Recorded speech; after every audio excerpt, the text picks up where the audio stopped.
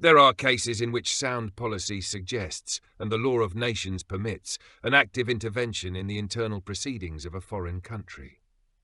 Such a case arises when there happens in any, especially if it be a principal state of Europe, a disorder so great, general and permanent, it must have all these qualities, as manifestly to endanger the neighbouring powers. Those powers are still more justified in not remaining inactive spectators of such disorders when there are several parties contending for the government of the diffracted country upon various pretences, and the right of legislation is disputed by a variety of claimants. I regard the French Revolution as an event of this kind, not merely permitting, but absolutely requiring the active interference of other nations. The all-definitive principles upon which it was founded, the criminal excesses and contempt of every right that attended its progress, would have justified an early opposition. The Constitution of 1791, instead of diminishing, strengthened and confirmed the right of interference. For no one, even in France, will now deny that it was calculated to organize the anarchy, and of course to prolong the miseries of the unhappy country and the dangers of its neighbours. What completed and gave, as it were, the ultimate sanction to this right was the scene that presented itself immediately after the introduction of that constitution. The popular members of the National Assembly and the favourite orators of the clubs, the men who at that time governed the country, then poured forth the torrent of their abuse and calumny against all the governments of Europe. They commenced an inveterate persecution of every ancient establishment, of every sacred principle that ensured the obedience of the citizen and the safety of the throne. They called upon all people to throw off their allegiance, and their speeches and writings were a series of reiterated insults that announced every day more openly the hostilities they were resolved to realize with other weapons. Moreover, in response to assertions of the revolution being motivated by domestic oppression, Gentz correctly points out the preponderance of enlightened reforms, e.g. Charles-Alexandre Calonne and Louis XVI, listing measures for encouraging industry, for extending commerce, while high roads and canals and plantations and public edifices of every kind began to enrich and embellish all countries. He goes on to describe reforms in Russia, Denmark, Prussia, the Grand Duchy of Tuscany, Poland, and so forth. That Gentz accurately portrays Louis XVI as a reformist monarch in 1804 is impressive, given how long the opposite impression would end up surviving in popular memory. Furthermore, Gentz points out a 25-year period of relative peace between the Peace of Hubertusburg ending the 7 Years' War in 1763 and the outbreak of the Revolution.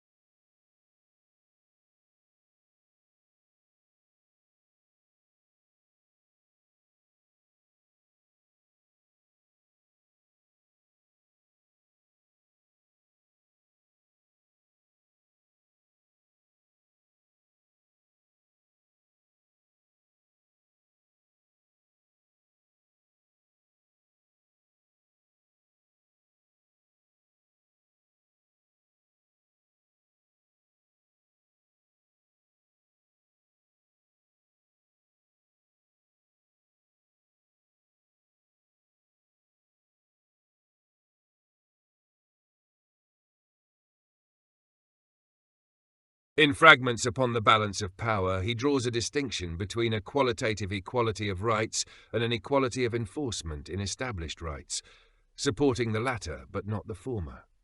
Consequently, the balance of power is not innately related to equilibrating any set of material and economic resources, with balancing intervention permissible when. It is only when a state with open wantonness, or under fictitious pretenses and titles artificially invented, proceeds to such enterprises as immediately, or in their unavoidable consequences, prepare the way for the subjugation of its weaker neighbours, and for perpetual danger to the stronger, that conformably to sound conceptions of the general interest of the Commonwealth. This extensive social commonwealth consists of otherwise independent nations operating under Westphalian principles, but acts in concert on federal principles when an aggressor asserts itself. And certainly, revolutionary France, with its conquest of Holland, the loss of all the German provinces on the left bank of the Rhine, the base subjugation of Switzerland, the fate of Italy, the danger of the Austrian monarchy, counts as such. Such were the 1800s. By 1812, Gentz was writing against the Prussian reformer Baron von Stein's advocacy of rekindling a nationalism among German princes right before the German campaign of 1813, and in favour of a unification under Prussia afterwards. Gentz said, "To summon subjects to stand in judgment over their governments is outrageous under all conditions and unworthy of legitimate rulers." So stark was Gentz's conversion to the Austrian conservative cause that his former intimate, the German Jewish salon hostess Rahel Levin, would bitterly complain that from Prussia he received all his education, the very nourishment of his old body and soul, freedom of thought, teachers, comrades, friends, relatives, all Prussian and all forgotten. And the reward? Metternich's acquaintance. But if this was the 1810s, then by the 1820s Gentz had ascended to maestrine levels. In 1829 he railed against the liberal discontent in the final days of the Bourbon Restoration. Thusly, I am not obliged, without vigorous regret, to describe individuals who differ so much from each other in their principles, in their intentions, and especially in their morality, with one and the same hard name. But since they demand all the same sacrifices from the crown, follow the same measures, and choose the same people as leaders, it is impossible not to regard them as the same party, working together in a new order of things. This party consists of three main sections. Among the first are the revolutionaries in the narrower sense of the word, that satanic race, always ready to send the death blow to society to feed on its blood. Jacobins to life and death, they dream of nothing but a mob government and a frightening system. They secretly rejoice over the crimes of the first revolution, and sigh only after the moment when they would succeed in starting them all without a single exception. If they make any reproach, it is that they are frightened by their own frenzies, and have feared to make the most of them. They are also firmly resolved to deal with this in the future. Since they are not yet strong enough to stretch out their hand to the rule, they serve all those who, for whatever purpose, are working to overthrow the existing and wait for the moment when they open the abyss, to bury themselves and to raise their own power on the ruins of the monarchy, as well as on the corpses of those who destroyed it. The second pale consists of abstract philosophers who imagine that there are certain unchanging, hitherto unknown laws discovered by them, according to which alone states can be governed. Facts have no value for them.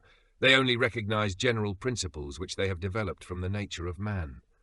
They treat the whole of mankind like a passionless mass, which is to be set in motion by a regular mechanism. They despise their idealistic height with contempt for the monarchical constitution, as a merely transitory form which must be maintained until the happy day when the people will have understood the full extent of their rights and all the improvements of their state. The third class, on the other hand, consists of people of very positive sentiments, who see nothing but splendid children's games in all the sinful combinations which are intended to reconcile power with liberty, and no other form of government, at least for the French nation, but the unrestricted despotism by a loyal army. The dynasty of the Bourbons would be just as welcome as any other, if the past were not burdened by it. Their ambition, however, demands a new despotism, which has no obligation for past services, no consideration for older claims, and which can pour out the full abundance of his gifts over those to whom he owes his victory. We can deduce that these parties were probably Jacobins, doctrinaires, and Bonapartists, respectively. The evolution is striking. Gentz died in 1832. Had he lived to see the events of 1848, he probably would have been calling for lynch mobs against Republicans, Was Gentz a traitor to his national heritage, a diplomatic globalist cuckold? Far from it. Gentz had transcended the rationalist squabblers in coffeehouses and salons to realize that primordial truth of the harmony of estates, as expressed, for instance, by the German poet Erasmus Alberus. With classes three God filled the world, as best can be. One class must teach, another feed. The third gainst wicked lads must strive. The first class is the clergy, the second farmers true, the third that is the government. With every class come its own tasks, and where it dabbles in others, no class deem itself better, for God did make all three. And if we lived in such a way, the paradise it were here. Yet who desireth good on earth? Eternity's what's better. As to the question of whether the governing class is supranationalist aristocracy held by dynastic legitimacy or an indigenously constituted national body politic, is of no great relevance. And as the Count of Fickelmont said in the quote I placed at the beginning, such debates about self-determination are largely Machiavellian tools. But certainly, we must prefer the former. For as Maistre said in the essay on the generative principle of political constitutions, no assembly of men whatsoever can form a nation. Indeed, such an enterprise should be ranked among the most memorable follies. But speaking of the final days of the Bourbon Restoration, as in Gentz's letter from 1829, and of legitimacy, it is relevant that we take note of a legalistic argument made by an Orleanist apologist of the July monarchy, André-Marie Jean-Jacques Dupin. Hence he, Louis-Philippe, did not take up the arms of France, as if he had inherited it. He did not call himself Philip VII, as if it were the continuation of the other dynasty. In it all began, in a new way. He was freely chosen, freely accepted by the national wish. This is its legitimacy, not quasi but full and entire, the purest, the most honourable, the truest, the furthest from usurpation. This legitimacy is all popular. It has earned him first of all the beautiful title of Citizen King. This character of the accession of Louis-Philippe is not ideal, fantastic. It is real, it cannot be misunderstood. It is literally written in the acts which have consecrated the elevation of the new dynasty. These acts, all conceived in terms of law, have a precise and rigorous meaning, which makes it impossible to evade its meaning and to disregard its effects. The body of the French nation is a common stock of ideas, principles, interests, and sympathies, and that its adherence to the July Revolution, which would be qualified as an insurrection by the partisans of the fallen branch, would render it irreconcilable with them, and would become the first pledge of its fidelity to his engagements. If there is in the world an absolute thing, and which does not admit more or less, it is legitimacy. It exists or does not exist, but quasi-legitimacy is the greatest of absurdities. If the elder branch is not validly fallen, if it has retained some rights, the younger branch, however close in degree it may be to the throne, is nevertheless considered to be usurping in the eyes of the logicians of legitimacy. There is between her and her elders, as Bossuet said of the Dauphin relative to the king, there is the whole thickness of a kingdom. There is more. In the eyes of the legitimists, the Duke of Orleans, a relative of the fallen king, is more odious than a stranger. There are, therefore, only enemies of Louis-Philippe, or friends who are not very intelligent of his political position, who can seek for him another title, another legitimacy than the national will. To begin with, Dupin is caught in a trap. For he wants to appeal to a national will, a French national corpus that is marked by commonalities, principles, interests, ideas. But two things emerge. In the first place, the commonalities in question are not constant and sanctioned by prior art, but ever mutable and floating. In the second, he is using an argument from popular tradition to argue for a shattering of the royal succession, the translatio imperii.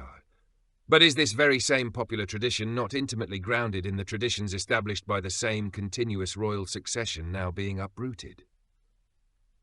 If popular will can annul and install new legitimacies because of a violation of some charter, how can legitimacy be the backbone of anything, and is it not participating in its own destruction?